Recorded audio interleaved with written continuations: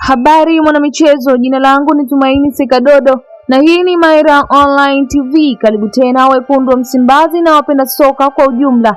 Klabu ya Simba Sports Club imezidi kuwasha moto kwa msimu huu baada ya kumtambulisha rasmi nyota mpya raia wa Ivory Coast Anicet Oura, mchezaji mwenye uwezo wa kucheza winga na namba 10. Je, ujio wake una maana gani kwa Simba? Endelea kuwa nasi. Usisahau kusubscribe, kulike, kushare na kucomment ili uweze kupata mwendelezo wote wa kimichezo kutoka hapa Maira Online TV. Klabu ya Simba Sports Club imemtambulisha rasmi Anicet Oura, raia wa Ivory Coast, baada ya kukamilika kwa taratibu zote za usajili wa nyota huyo mpya wa wekundu wa Msimbazi.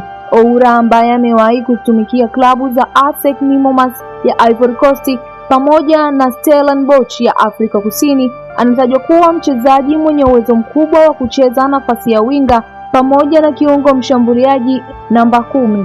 Ujio wake unatarajiwa kuongeza nguvu na ubunifu katika safu ya ushambuliaji ya Simba Sport Club, huku mashabiki wakisubiri kwa hamu kuona mchango wake ndani ya kikosi hicho. Hayo ndiyo yaliyojiri kuhusu usajili wa Anicet Oura ndani ya klabu ya Simba Sports Club. Endelea kutufuatilia kwa habari za michezo zilizo sahihi na za kuaminika.